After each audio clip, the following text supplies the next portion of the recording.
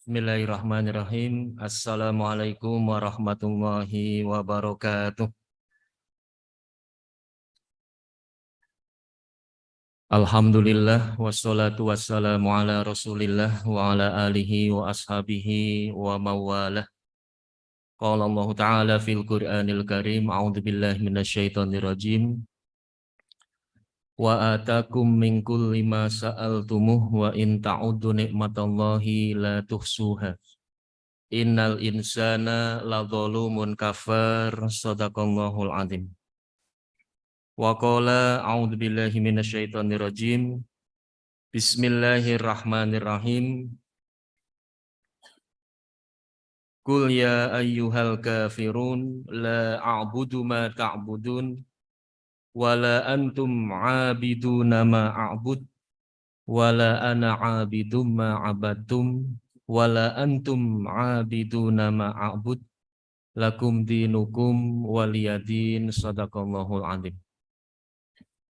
Jamaah rahimakumullah, bapak-bapak, ibu-ibu, para rawuh, para lenggah, jamaah pengajian Masjid Al-Arqam yang semoga senantiasa dalam lindungan dan rahmat Allah Subhanahu wa Ta'ala. Yang pertama dan utama, marilah kita tiada henti-hentinya untuk senantiasa bersyukur atas nikmat Allah dengan satu keyakinan yang mendalam dalam hati kita bahwa nikmat Allah tidak pernah berhenti. Meskipun kadang-kadang manusia berhenti mensyukuri. Nikmat Allah tidak pernah salah, meskipun kadang-kadang manusia menggunakannya di tempat yang salah dan juga dengan cara yang salah. Allah berfirman di dalam Al-Quran, tadi kami baca di dalam muqaddimah, Innal insana ladzalumun kafar. Banyak manusia yang nikmat Allah tiada batas, tiada hitungan, tetapi manusia justru malah melakukan banyak kedzaliman dan kufur atas nikmat. Dan yang terakhir, nikmat Allah tidak pernah mampu kita bisa menghitungnya. Meskipun kadang-kadang manusia ketika terlewat sedikit saja nikmat, atau ketika lepas nikmat sedikit saja, seolah-olah dunia hampir kiamat. Nggih. Padahal nikmat Allah masih lebih banyak. Nikmat Allah tiada mungkin kita menghitungnya. Wa in ta'uddu nikmatallahi la tuhsuha. Jamaah rahimakumullah, yang kedua, sholawat dan salam semoga senantiasa tercurah pada junjungan kita Nabi Muhammad sallallahu alaihi wasallam, Nabi yang terakhir yang tidak ada seorang nabi pun setelah kenabian beliau. Pada pagi hari ini kami akan membacakan salah satu dari sekian banyak tafsir dan akan kami pilih salah satu surat yang sudah menjadi atau sudah menjadi milik kita. Artinya setiap hari kita membaca, setiap hari kita mengamalkan, dan mungkin setiap hari kita menghafalkan, yaitu surat Al-Kafirun. Sampun sami apal nggih Ibu-ibu nggih? Alhamdulillah.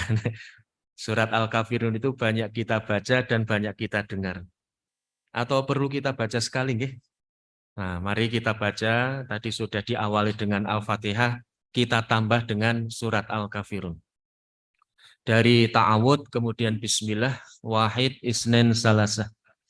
A'udzu billahi minasyaitonir rajim. Bismillahirrahmanirrahim. Qul ya ayyuhal kafirun la a'budu ma ta'budun wa la antum 'abiduna ma a'bud wa la ana 'abidum ma 'abadtum wala antum 'abiduna ma a'bud lakum dinukum waliyadin. Berapa huruf surat Al-Kafirun Ibu-ibu? Ada yang pernah menghitung? Dihitung dulu nggih. Kalau tidak mampu menghitung tidak usah dihitung. Dari bismillah saja itu sudah 19 huruf. Kita membaca bismillah saja sudah 19 kali 10 kebaikan. Kenapa? Karena fi kulli harfin asru amsaliha. Setiap huruf di dalam Al-Quran itu ada 10 kebaikan. Maka jamaah rahimakumullah, jangan lupa senantiasa kita baca Al-Quran di dalam setiap harinya. Al-Kafirun itu dinamakan Al-Kafirun, kenapa? Karena Allah mengawali ayat ini atau mengawali surat ini di dalam ayat yang pertama, memerintahkan kepada Rasulullah Shallallahu Alaihi Wasallam untuk mengatakan, kul katakan. Jadi kul katakan, ya ayyuha, wahai orang-orang kafirun, orang-orang kafir. Jadi Allah memerintahkan kepada Nabi untuk mengatakan kepada orang-orang kafir. Apa yang dikatakan atau yang diperintahkan untuk disampaikan kepada orang-orang kafir? La a'budu ma ta'budun. Wahai orang kafir, wahai orang-orang kafir, saya sekali-kali tidak menyembah apa yang kalian sembah. A'budu itu artinya menyembah. Di dalam ayat ini menggunakan fi'lun mudhari. Fi'lun mudhari al-fi'lul ladzi yadullu fi zamanil hadir wal mustaqbal. Jadi kata kerja yang menunjukkan pekerjaan hari ini atau sekarang dan yang akan datang.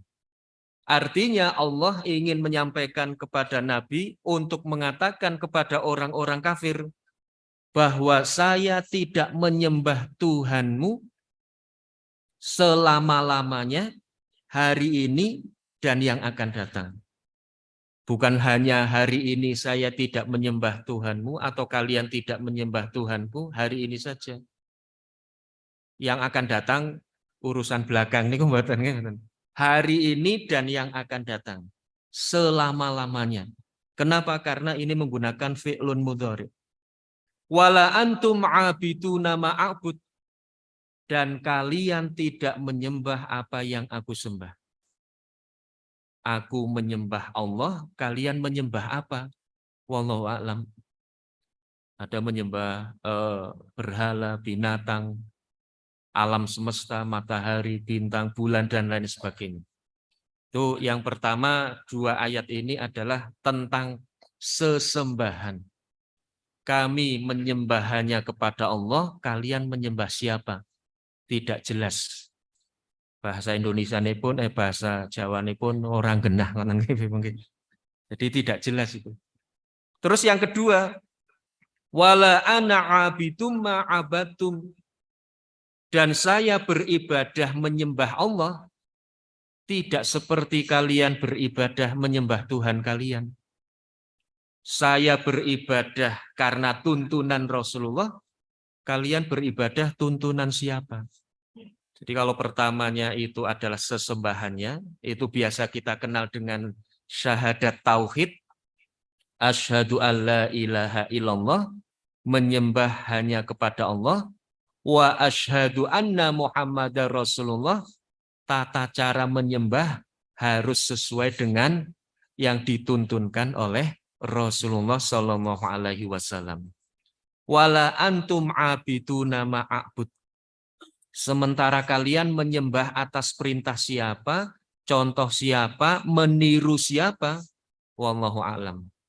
Jadi ayat yang ketiga dan yang kelima ini hampir sama, sama bahkan. Wala antum abiduna ma'abud, wala antum abiduna ma'abud. Setelah sampai ayat kelima jangan muter lagi. Kadang-kadang muter mawon, wala antum abiduna ma'abud. Wala ana abidu ma'abatum. Wala antum. Kok rene mening? Terus kapan mandekin? Itu muter mawon. Kenapa? Karena memang sama itu. Plek jiplek. Hanya saja maknanya, tafsirnya berbeda. Kalau ayat yang ketiga itu sesembahan mereka tidak jelas. Kalau ayat yang kelima, tata cara menyembahnya tidak jelas. Jadi meskipun redaksionalnya sama, tetapi yang pertama objek penyembahan, yang kedua itu tata cara penyembahan. Jamaah rahimakumullah, ini surat Al-Kafirun. Kemudian keutamaan atau kapan Rasulullah banyak membaca surat Al-Kafirun. Yang pertama, qara'a bihadhihi surah wa bi qul huwallahu ahad fi raq'atai tawaf. Rasulullah membaca 2 surat, yaitu Al-Kafirun dan Qul huwallahu ahad di dalam sholat sunnah tawaf. Jadi ibu-ibu, bapak-bapak, nanti kalau haji, amin. Mboten enten sing amin iki. Kalau haji, amin. Kalau umroh, amin. Nah, setelah umroh, setelah haji, tawaf, kemudian sholat sunnah tawaf dengan menggunakan surat Al-Kafirun dan Al-Ikhlas. Di hadis yang lain, Rasulullah juga menerangkan, diterangkan oleh para sahabat, anna Rasulullah qara'a bihadhihi fi raq'atail fajri, membaca di dalam 2 rakaat sholat fajar. Jadi sholat sunnah tawaf, kemudian sholat sunnah fajar. Memang ada satu perbedaan pendapat. Yang namanya sholat fajar itu sholat yang berdiri sendiri, setelah sholat tahajud, menunggu subuh, kemudian sholat fajar. Ada yang berpendapat seperti itu. Ada juga yang menyampaikan bahwa sholat sunnah fajar itu adalah sholat qobliyah subuh. Jadi ini perbedaan yang tidak terlalu prinsip. Kenapa? Karena sholat sebelum subuh itu tidak dilarang. Artinya kita sholat sebanyak-banyaknya tidak apa-apa. Bahkan sholat tahajud, sholat tarawih sebanyak-banyaknya juga tidak masalah. Ada satu keterangan sholat Rasulullah rok'ataini. Sholatlah Rasulullah 2 rakaat. Nah, ketika kemudian akan terontong-terontong atau mulai ada tanda-tanda fajar, tanda-tanda waktu sholat subuh, maka fasolla witro, maka Rasulullah kemudian sholat witir. Jadi ada satu keterangan hadis yang mengatakan bahwa Rasulullah itu sholatnya tidak pernah dihitung. 2, terus saja itu. Begitu kemudian, wah ini hampir subuh, maka kemudian sholat witir. Lah ibu-ibu, bapak-bapak kadang-kadang dihitung mawon gimana? Terus nek mboten 11 mboten. Wis pokoknya mantep 11. Baru 3 rakaat pun dihitung. Iki sepirang rakaat iki. Baru 2 rakaat sudah dihitung. Nah, maka ada satu keterangan itu, tidak usah dihitung, tidak apa-apa menikah. Artinya bahwa sholat sebelum subuh itu boleh sebanyak-banyaknya. Jamaah rahimakumullah. Kemudian bahwa innaha tu'dalu rub'ul Qur'an. Surat Al-Kafirun itu sama dengan 1/4 Al-Quran. Kalau surat Al-Ikhlas, sulusul Quran, 1/3 Al-Quran. Jadi membaca Al-Ikhlas 3 kali sudah sama dengan membaca 30 juz, 1 mushaf Al-Quran.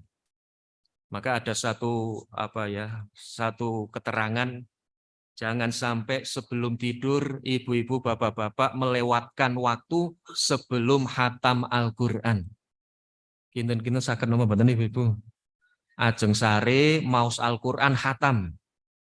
Sinten sing saged angkat tangan? Ini hadiahnya umroh gratis. Oke. Jadi ketika mau tidur khatam Al-Quran. Wah itu bingung.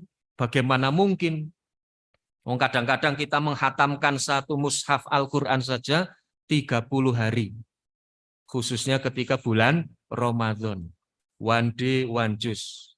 Sekarang masih 30 hari napa pinten ibu? 30 hari nggih. Alhamdulillah. Itu kalau bulan Ramadan bisa. 1 hari 1 juz bisa. Kenapa? Karena tanggal bulan Ramadan itu dihitung terus gimana? Tanggal 1, tanggal 2, tanggal 3. Tidak mau kelewatan sedikit pun ketika bulan Ramadan. Maka ketika tanggal 5 kok, wah ini tanggal 5 Ramadan. Ternyata baru 4 juz ini. Wah besok didobel 2 juz. Gimana? Lah di luar bulan Ramadan kula lan para rawuh niku mboten nate ngitung tanggal. Paling tanggal tua kali tanggal nom mboten. Jadi baca Al-Qur'annya berarti tutup kendang. Tanggal tua kalian tanggal nom niku. Nah ini jamaah rahimakumullah, membaca Al-Qur'an satu mushaf itu cukup dengan surat Al-Ikhlas 3 kali. Maka pernah ada satu cerita menika nggih leres napa mboten wallahu alam. Rasulullah pernah mengadakan satu perlombaan cepat-cepatan membaca Al-Qur'an. Maka berbondong-bondong para sahabat ikut. Salah satunya adalah sahabat Ali. Nah, begitu Rasulullah memulai lomba cepat-cepatan baca Al-Qur'an, Sayyidina Ali membaca Al-Ikhlas. Setelah membaca Al-Ikhlas, tidur leyeh-leyeh. Oh, sahabatnya masih derindil saja itu. Begitu pertengahan, sahabat Ali bangun. Al-Ikhlas lagi. Begitu selesai Al-Ikhlas, tidur lagi. Begitu hampir selesai, sahabat Ali, Al-Ikhlas lagi. Lah, setelah selesai, datang kepada Rasulullah, ya Rasulullah, saya sudah selesai 30 juz satu mushaf Al-Qur'an. Lah apa yang dibaca kok cepat sekali? Al-Ikhlas 3 kali. Bukankah engkau menyampaikan Al-Ikhlas tu'dalu sulusul Quran. Al-Ikhlas itu sama dengan sepertiga Al-Quran. Tapi setelah saya membuka tafsir, baik surat Al-Ikhlas maupun surat-surat yang lain, kok tidak ada keterangan bahwa Rasulullah pernah mengadakan lomba cepat-cepatan membaca Al-Quran. Tidak ada nih. Lah ini cerita nopo menika nggih. Jadi tidak pernah Rasulullah mengadakan perlombaan cepet-cepetan membaca Al-Quran. Kenapa? Berarti ini bertentangan dengan Al-Quran kalau seandainya ada lomba cepat-cepatan membaca Al-Quran. Karena Al-Quran memerintahkan wa idza quri Al-Quran fastami'u wansitu wastami'u lahu. Kalau dibacakan Al-Quran itu diamlah dan dengarkanlah. Lah kalau cepat-cepatan lomba kinten-kinten balapan apa mboten itu? Itu yang pertama nggih. Yang kedua warotilil Qur'ana tartila. Bacalah Al-Qur'an itu dengan cara yang tartil. Kalau cepat-cepatan tartil napa mboten Ibu? Drindil mawon drimimil nggih mboten. Mau didengarkan saja kadang-kadang iki maca surat apa niku bingung nih. Maka ini mungkin ya husnudzon kita bahwa lomba ini adalah ingin memuji kecerdasan Ali. Bahwa Sayyidina Ali itu adalah sahabat yang cerdas sehingga dijuluki sebagai pintu gerbang ilmu pengetahuan. Jamaah rahimakumullah niku ingkang nomor pinten nggih? Dicatat nomor mboten niki, Bu? Nah, nomor sekian nggih. Wa iza awaita ila firasika, kalau kalian ingin tidur menuju tempat tidurmu, fakro, maka bacalah kul ya ayyuhal kafirun. Bacalah surat Al-Kafirun. Hatta tamurro bi akhiriha, sampai selesai. Jadi barang siapa yang membaca Al-Kafirun, surat Al-Kafirun sebelum tidur, fa innaha bara'atum minasyirk. Sesungguhnya surat Al-Kafirun dibaca sebelum tidur membebaskan kita dari kemusyrikan. Jadi kalau kita membaca ini kita terbebas dari syirik. Kita ketahui bahwa yang namanya syirik adalah inna syirka la dzulmun adzim. Syirik itu adalah kedzoliman yang sangat-sangat hebat. Kedzoliman yang sangat-sangat pekat. Dan Allah tidak akan mengampuni dosa-dosa syirik. La yaghfiru ayyusroka wa yaghfiru ma duna dzalika liman yasha. Sekali-kali Allah tidak akan mengampuni dosa syirik dan akan mengampuni dosa selain syirik. Tapi kadang-kadang mengampuni dosa selain syirik ini kemudian diremehkan menika nggih. Tenang, nglakoni dosa sing penting kudu syirik niku mboten. Lah bukti ini napa? Allah akan mengampuni dosa-dosa selain syirik. Kita kadang-kadang lupa dengan ayat berikutnya. liman yasha, bagi yang dikehendaki oleh Allah. Maka jamaah rahimakumullah, bukan setiap dosa pasti diampuni, tetapi setiap dosa akan diampuni oleh Allah atas kehendak Allah. Supaya dosa-dosa itu diampuni atas kehendak Allah, tentu saja kita harus mengikuti apa yang Allah perintahkan dan menjauhi apa yang Allah larang. Ini tentang syirik menikah, jamaah rahimakumullah. Dan syirik itu ada dua. Syirkul akbar atau a'zam, wa syirkul asgor. Kalau jamaah Masjid Al-Arqam ini, saya yakin dengan syirik yang besar, syirik yang akbar atau a'zam, sudah terbebas. Tidak ada yang menyembah berhala, tidak ada yang menyembah patung, tidak ada yang menyembah kuburan, tidak ada yang punya jimat. Ada jimat loh membuat ini bapak-bapak ini. Itu syirik, syirik. Bapak-bapak kalau mau pergi kemana, wah nyongke orang mantep nek ning Jakarta, orang gawa buntelan. Lah buntelan di sini nopo? Oh, buntelan di sini ATM atau nopo-nopo nggih, Ibu nggih. Nek buntelane isine keris, isine akik, wah aku ora mantep nek gawa iki. Itu namanya syirik. Insya Allah kita sudah terbebas dari itu semuanya. Tapi jangan dulu berbahagia, berbangga. Kenapa? Karena ada syirik yang justru lebih dikhawatirkan oleh Rasulullah. Inni takhawwaftu ala ummati asyirkul asgor. Yang paling aku khawatirkan terjadi atas umatku adalah syirik kecil. Wa ma syirkul asgor. Apa itu syirik kecil? Wa huwa ar-riya. Syirik kecil adalah riya. Dan yang namanya riya tidak ada orang yang tahu kecuali hati kita dan Allah Subhanahu wa taala. Keikhlasan tidak ada yang tahu. Ibu-ibu datang ke pengajian ini karena ikhlas atau riya, itu berserah diri kepada Allah saja. Kalau kita pulang dari pengajian paman ini, terus ketemu orang-orang di jalan, Bu minta pundi? Pengajian. Pengajian ini pol seru nih. Niku hati-hati nggih Ibu nggih. Kalau tidak ada yang tanya kok kemudian kecewa, wah, ini oranan yang sing takon ya. Yang suka ngendi. Itu berarti hati-hati niku. Jangan-jangan niat kita belum ikhlas. Nah, menika jamaah rahimakumullah. Jadi kalau kita membaca Al-Kafirun, terbebas dari syirik kecil ataupun syirik besar. Kenapa? Karena di dalam ayat yang pertama Allah menyampaikan la a'budu ma ta'budun. Saya menyembah hanya kepada Allah, bukan kepada siapapun. Berarti kalau saya beribadah, beraktivitas, pengajian, sholat dan lain sebagainya, menyembah hanya kepada Allah, berarti kita ikhlas. Saya tidak menyembah kepada siapapun selain Allah. Bahkan termasuk hawa nafsu menikah ibu-ibu nggih. Afaro'aita manittakhadha ilahahu hawahu. Jadi kalau kita beraktivitas beribadah kok tidak ikhlas, berarti kita sedang menyembah hawa nafsu kita, memperturutkan hawa nafsu kita. Itu orang-orang yang tidak ikhlas atau orang-orang yang riya.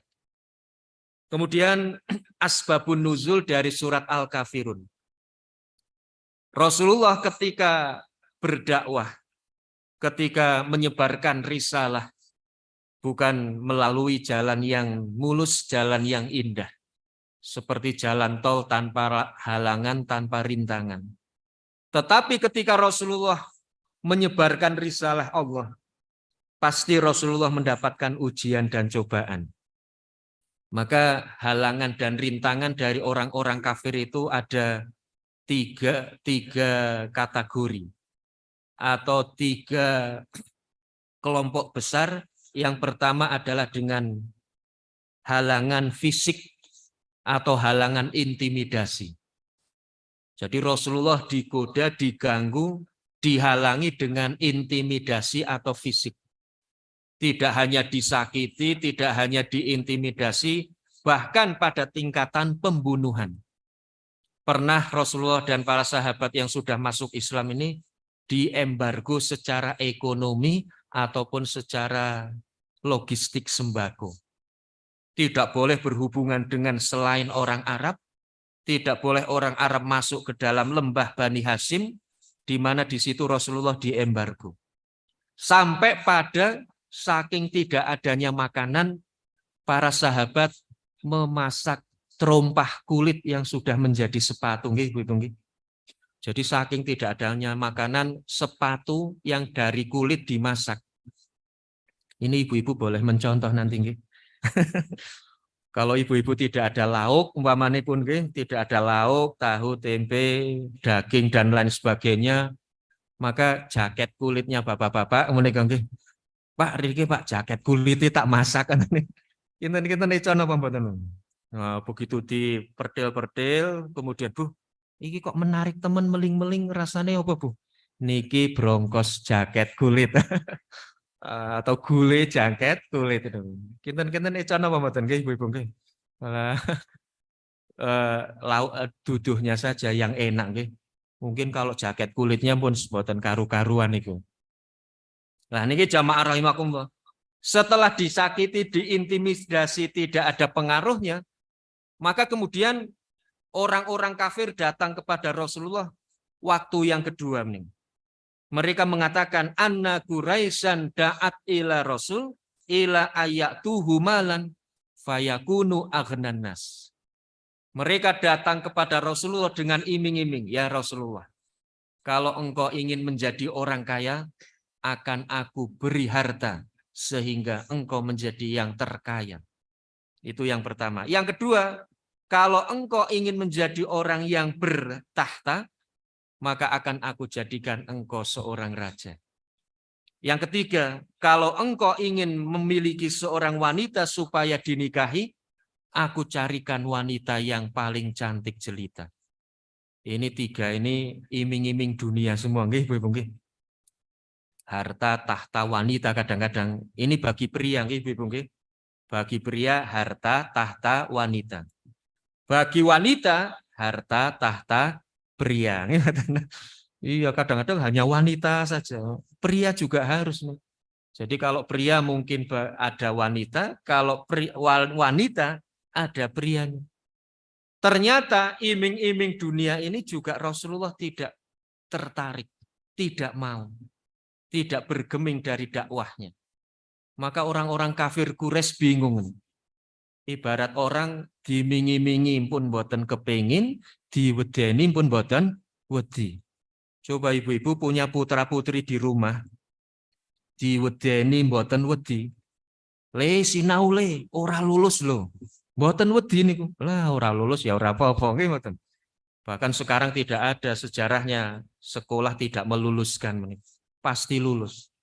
Diwedeni mboten wedi. Diiming-imingi le sinau le. Mengko nek ranking siji tak tumbasaken laptop umpamane. Lah ora kepengin. Bingung nama mboten ibu-ibu. Punya putra-putri kok dimingi-mingi mboten pengin, diwedeni mboten wedi. Wah. Ini terjadi orang-orang kafir Quraisy terhadap Nabi Muhammad. Tidak takut dan tidak kepingin dengan dunia. Maka kemudian setelah berdiskusi lama antar mereka, timbullah satu ide. Bagaimana kalau seandainya kita sampaikan kepada Nabi Muhammad untuk menyembah Tuhan kita dan kita menyembah Tuhan dia. Maka datanglah mereka kepada Nabi Muhammad kemudian mengatakan, ya Muhammad, anta'budu alihatana sanatan wa na'budu alihatuka sanatan.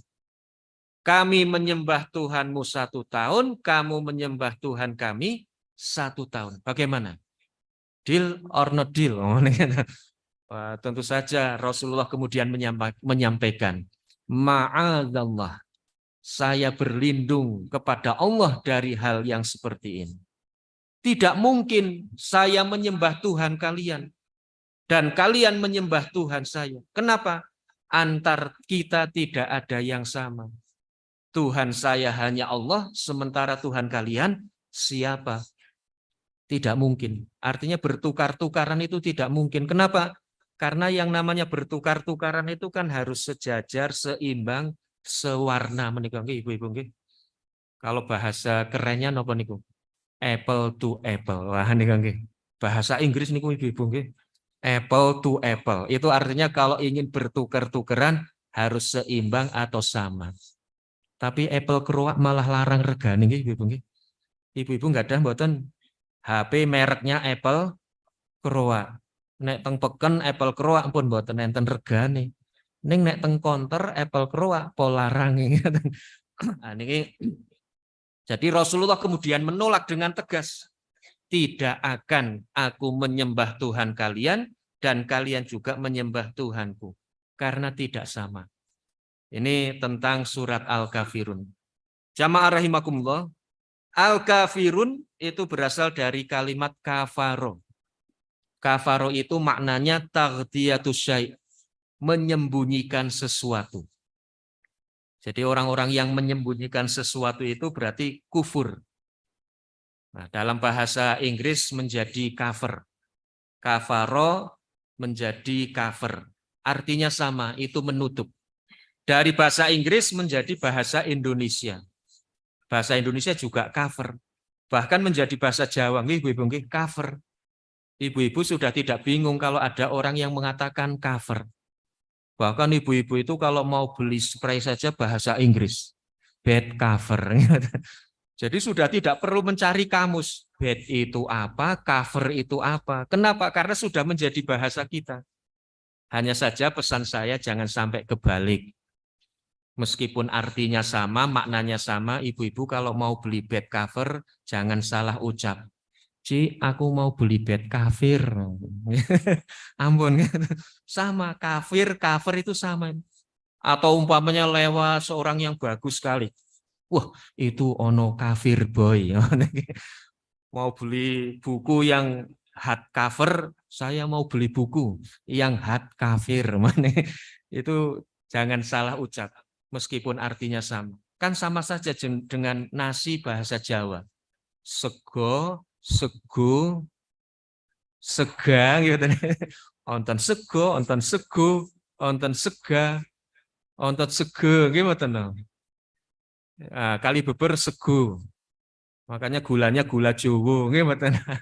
Itu sama meskipun ucapannya berbeda. Jamaah rahimakumullah, adapun kafir di dalam Al-Qur'an, Allah menerangkan paling tidak ada 4 kekufuran. Kufur yang paling tinggi, paling hebat, sampai orang yang melakukan ini tidak sah untuk disolati jenazah, atau tidak perlu disolati jenazah ketika wafatnya, yaitu kufrut takdzib. Kufur takdzib itu kufur yang sudah paling tinggi. Sudah meniadakan sesembahan Allah Subhanahu wa ta'ala. Mereka sudah tidak menyembah Allah Subhanahu wa ta'ala. Itu kufur takdzib. Di dalam Al-Quran surat An-Nazi'at, umatnya Nabi Musa yang bernama Fir'aun. Dia mengatakan, Ana rabbukumul a'la. Akulah Tuhanmu yang maha tinggi. Firman Allah bercerita tentang Fir'aun yang mengangkat dirinya sebagai Tuhan. Lah ini sudah kekufuran yang paling tinggi, paling hebat. Insya Allah di majelis ini tidak ada yang melaksanakan. Na'udzubillahi min dzalik. Ada kekufuran yang nomor 2, yaitu yang disebut dengan kufur aba wal istikbar. Kekafiran yang disebabkan karena menolak dan kesombongan. Kalau yang pertama yang melakukan Fir'aun, kalau yang kedua siapa yang melakukan? Yaitu iblis. Wa idh qala rabbuka lil malaikati isjudu li Adam fasajadu illa iblis. Aba wastakbaro wa kana minal kafirin. Dan ingatlah ketika Allah berfirman kepada para malaikat memerintahkan untuk sujud, maka mereka sujud kecuali iblis. Kenapa? Karena iblis menolak dan sombong. Aba wastakbar. Wa kana minal kafirin. Dan mereka termasuk orang-orang yang kafir. Jadi kesombongan itu juga termasuk kufur. Berbahaya menikah. Biasanya yang pusat atau yang bisa dijadikan kesombongan itu napa Bapak-bapak Ibu-ibu? Yang pertama harta, yang kedua ilmu, yang ketiga jabatan. Sombong karena ilmu itu namanya kesombongan intelektual. Sombong karena harta, sombong material. Sombong karena jabatan, kesombongan feodal. Jadi 3 menikah. Dan insya Allah di majelis ini tidak ada yang sombong karena 3-tiganya menikah. Alhamdulillah. Ilmunya, hartanya, kedudukan, jabatannya. Tapi jangan dulu bangga, senang, gembira. Kenapa? Karena ada kesombongan yang keempat menikah. Dan itu sangat-sangat halus sekali masuk ke dalam diri kita. Apa kesombongan yang keempat yang kadang-kadang tidak kita sadari? Yaitu kesombongan ritual. Setelah kita sholat, ada kebanggaan dalam hati kita. Nyong jan paling rajin jamaah yakin. Kai wong sing nang prapatan orang genah kabeh. Wah, jadi bapak-bapak kundur saking jamaah, ketemu dengan orang sedang duduk di perempatan, merasa, Masya Allah, saya lebih baik dari mereka. Saya lebih beriman dari mereka. Saya lebih bertakwa dari mereka. Itu namanya kesombongan ritual. Bangga dengan amal ibadahnya. Padahal ketika kita beribadah kepada Allah, harusnya semakin menundukkan hati kita. Harusnya semakin mendekatkan diri kita.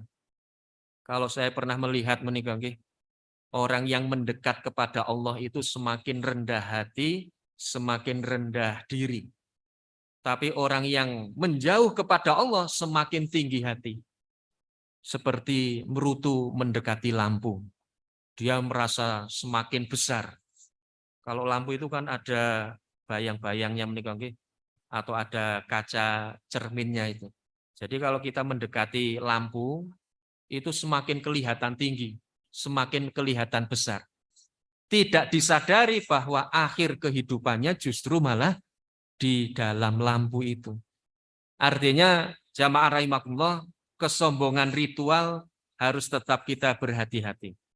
Ibu-ibu pulang pengajian, jangan kemudian, wah ya Allah, saya paling hebat ini ya Allah.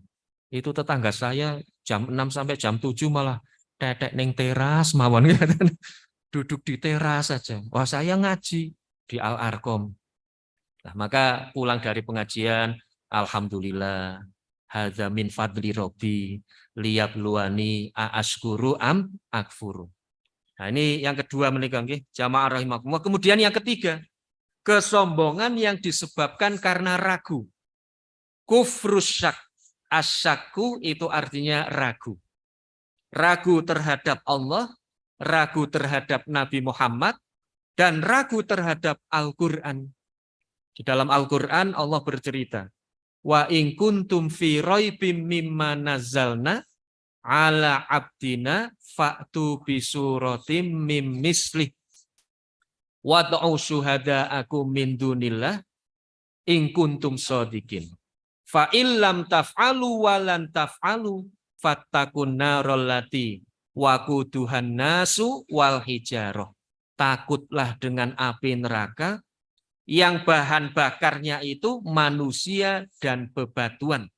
Uiddat lil kafirin, yang disediakan untuk orang-orang yang kafir. Jadi ragu terhadap Al-Quran itu juga termasuk kufur. Beberapa waktu dekat ini ada seseorang yang meragukan Al-Quran adalah kalamullah. Ibu-ibu kenal siapa orangnya? Panji Gumilang. Kenal apa mboten ibu-ibu? Sampun kenalan? Panji Gumilang mengatakan bahwa Al-Quran bukan kalamullah, tetapi kalam Nabi Muhammad Sallallahu Alaihi Wasallam. Jadi ketika ada seorang santri atau beliau sendiri mensitir salah satu ayat Al-Quran, bukan dikatakan qala Allahu Ta'ala fil Qur'anil Azim, tetapi qala Muhammad Sallallahu Alaihi Wasallam. Ini logika, dasarnya dalilnya hanya logika. Artinya logika itu bahwa kita mendapatkan Al-Quran dari Nabi Muhammad, bukan dari Allah. Lah siapa kita akan mendapatkan Al-Qur'an dari Allah nggih mboten Ibu-ibu. Wong Nabi Muhammad ketika mendapatkan Al-Qur'an surat yang pertama surat Al-Alaq itu saja Masya Allah betapa dahsyatnya, betapa mengerikannya sampai Rasulullah menggigil, nervous, takut dan lain sebagainya didatangi oleh malaikat Jibril. Coba ibu-ibu didatangi malaikat Jibril, kinten-kinten pripun ibu-ibu? Mboten semaput tetapi pulang ke rahmat Allah. Iya. Nabi Muhammad yang begitu saja hebatnya masih takut ketika didatangi oleh malaikat Jibril. Jamaah rahimakumullah itu logika Panji Gumilang. Dan kita juga tidak mendapatkan Al-Qur'an dari langsung Nabi Muhammad.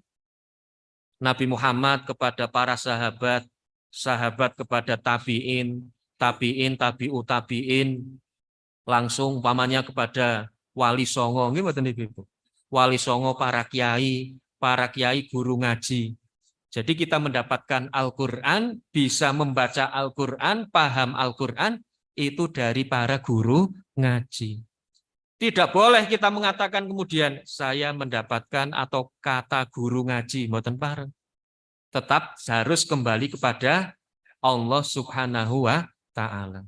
Sebetulnya logika itu mudah untuk dipatahkan. Kenapa? Karena logika harus dilawan dengan juga logika. Seperti umpamanipun ngoten nggih ibu-ibu bapak-bapak.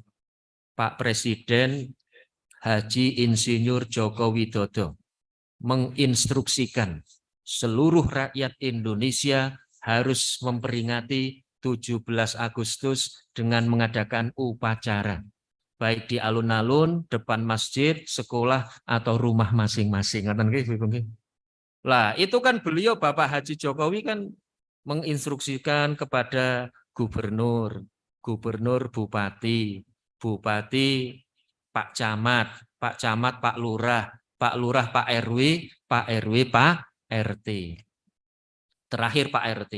Lah di kumpulan RT-nan Pak RT menyampaikan, besok wahai jamaah RT-nan, kita 17 Agustus harus mengadakan peringatan 17 Agustus upacara di instansi atau rumah masing-masing. Kan tetap tertulis di situ instruksi presiden atau instruksi Pak RT ngoten Ibu. Harus instruksi presiden, tidak instruksi Pak RT ngoten. Meskipun kita mendapatkannya dari Pak RT, tidak langsung pada Pak Jokowi. Lah, siapa kita langsung menghadap Pak Jokowi untuk mendapatkan instruksi menikah.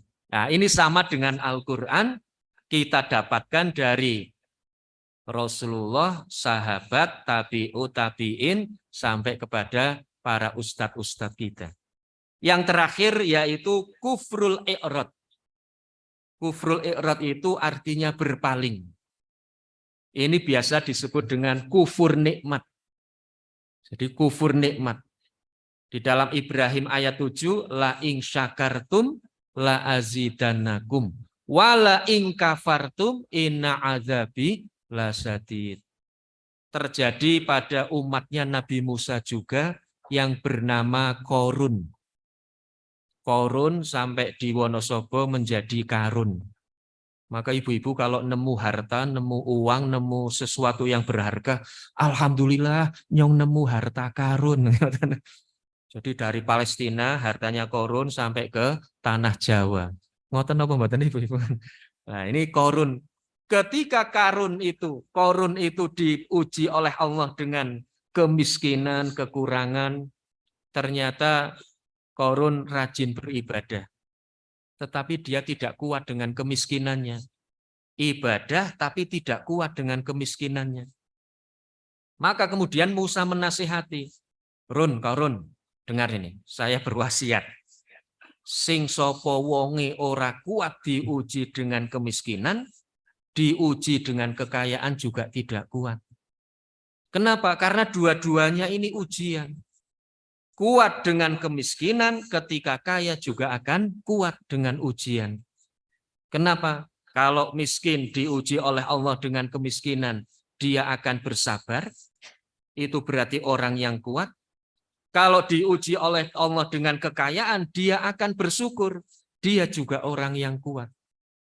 Jadi sabar dan syukur adalah kekuatan bagi kita. Kapan kita akan bersabar, kapan kita akan bersyukur. Ternyata terbukti menikah ibu-ibu jamaah rahimakumullah, Qarun ketika diuji dengan kekayaan tidak kuat. Kalau tadinya rajin ibadah, begitu kaya, ditanya oleh Nabi Musa, ini Qarun kemana ini? Sedang berdagang ya Rasul. Tanya lagi, ini Qarun kemana nih, kok tidak ikut ngaji? Sedang menghitung laba. Ini Qarun kemana? Senantiasa tidak ada. Lah terakhir Nabi Musa memerintahkan kepada Qarun untuk menyampaikan hak Allah melalui hartanya, yaitu infak, sedekah, zakat. Zakat, infak, sedekah. Apa kata Qarun ketika itu? Qarun mengatakan, innama utitu ala ilmin indi. Ya Musa, hartaku yang banyak, hartaku yang melimpah, materiku yang tiada batasannya ini karena kecerdasanku dalam bekerja, karena kecerdasanku dalam berniaga, karena kegigihanku di dalam berdagang. Tidak melibatkan Allah sama sekali di dalam kekayaannya. Ini yang disebut dengan kufur i'rad atau kufur nikmat. Jadi kenikmatan kita ini bukan karena Allah, kenikmatan kita ini karena usaha kita, karena kecerdasan kita, karena ikhtiar kita. Itu namanya kufur i'rad atau kufur nikmat. Dan ini kadang-kadang menghinggapi kita, ibu-ibu, bapak-bapak. Kadang-kadang bapak-bapak, ibu-ibu juga lupa bersyukur. Kalau bapak-bapak dikatakan, Masya Allah Pak, jenengan saniki jan tambah awet no mawon nggih. Nopo sih rahasiane? Pengen Pak? Wah, ini tulis. Pertama, makan 4 sehat, 5 sempurna. Olahraga yang teratur, minum air putih 2 liter sehari. Terus istirahat yang cukup. Ini termasuk kufur nikmat atau kufur i'rad. Artinya tidak melibatkan Allah sama sekali. Pak jenengan putra-putrane long ranking siji terus nggih. Masyaallah langganan beasiswa. Apa katanya? Wah, wis keturunan gue. Ket mbah-mbah mbiyen yo pinter-pinter banget itu. Masyaallah, keturunan. Lah terus bapakipun pripun? Lah kuwe bapake orang genah. Itu namanya kufur apa Ibu-ibu? Kufur i'rad. Jenengan saniki masyaallah tambah menarik, tambah cantik. Ya Allah, apa sih rahasianya? Jangan lupa minum jamu galian singset. Niku napa ibu-ibu? Kufur i'rad niku. Jadi tidak melibatkan Allah di dalam apapun yang kita miliki, apapun yang kita dapatkan. Maka jamaah rahimakumullah, meskipun kufur i'rad yang nomor 4, yang paling rendah, tetapi Allah juga menyampaikan, la wala in kafartum inna azabi lasyadid. Kalau kalian kufur atas nikmat, maka sungguh azabku juga amat sangat pedih. Jamaah rahimakumullah, mungkin itu yang bisa kami sampaikan dari surat Al-Kafirun, kapan kita disunahkan untuk membaca, dan surat Al-Kafirun ikrar ataupun tekad untuk senantiasa beribadah kepada Allah dan mencontoh contoh dari Nabi Muhammad Sallallahu Alaihi Wasallam. Dan pembagian kufur di dalam Al-Quran ada 4, yang paling hebat, yang nomor 2, nomor 3, dan nomor 4, itu semoga kita terhindar, terjauhkan dari hal-hal yang seperti itu, karena meskipun yang terendah, itu azab Allah sangat amat pedih. Mungkin itu, kalau ada kebenaran kami hanya menyampaikan, kalau ada kesalahan, kekeliruan, benar-benar atas kebodohan kami di dalam menyampaikannya, maka mohon maaf yang sebesar-besarnya. Nasru minallah wa fathun qarib. Assalamualaikum warahmatullahi wabarakatuh.